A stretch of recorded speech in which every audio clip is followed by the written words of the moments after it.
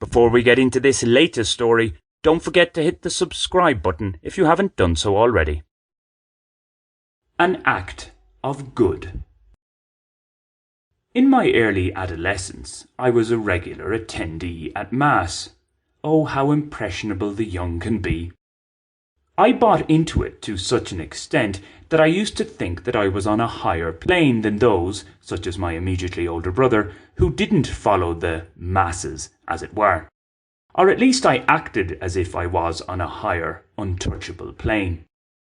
My mere appearance at a church service meant I would not only be better looked after by the Almighty, but any sins I committed, and I may have committed a few small ones, would be more likely to be pardoned than those of the non-churchgoers.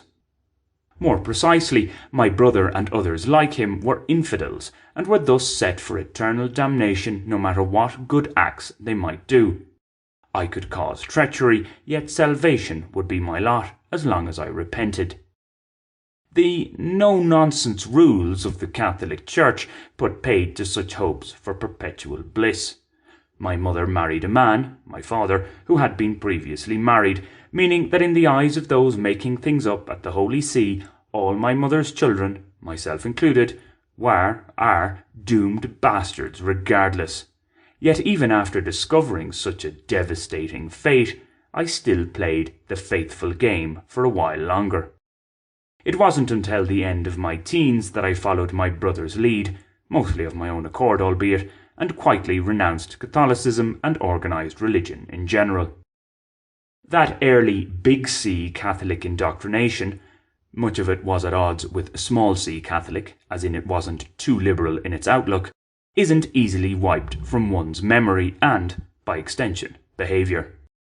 Nonetheless, and allowing for the many contradictions and hypocrisies of Vatican rule, in Christianity there is at least a blueprint to live a morally sound life.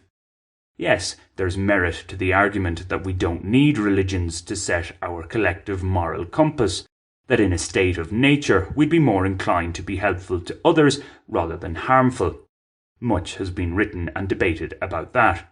There's no need to add to it in this piece. The point here is, to return to my mass-going days, in thought that is, not for real, doing what one considers a good act is generally undermined if it's only done to buy credit to be less good elsewhere. Linked to this are the types who talk up their one good deed to deflect attention away from their many shortcomings elsewhere. Fair enough, it can be beneficial to focus on the positives, but if it's done to the extent that one neglects the negatives, progress is often hampered. This came into my mind, harshly perhaps, when I saw a short video on the BBC's website about the country with the earliest wake-up time in the world. Who got that label? Why, none other than my adopted home for the last 12 years, Colombia. Across the world, getting up early is generally seen as a good habit. Various sayings extol its virtues. Early to bed and early to rise makes a man healthy, wealthy and wise. You snooze, you lose. The early bird catches the worm, and such like.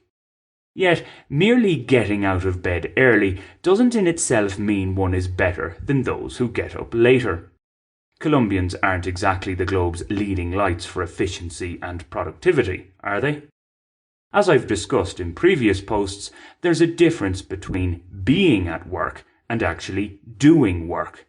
I do, though, acknowledge the long hours of poorly paid toil that many in Colombia's lower classes are forced into.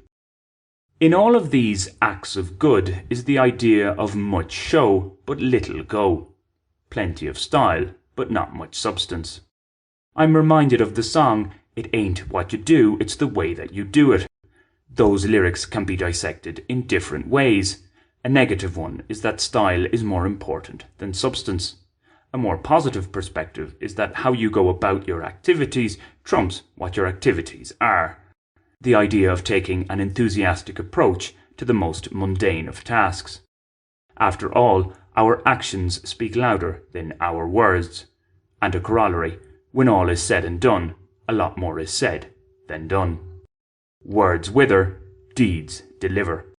With that, this is the word of Wrongway. Go in peace to love and serve him.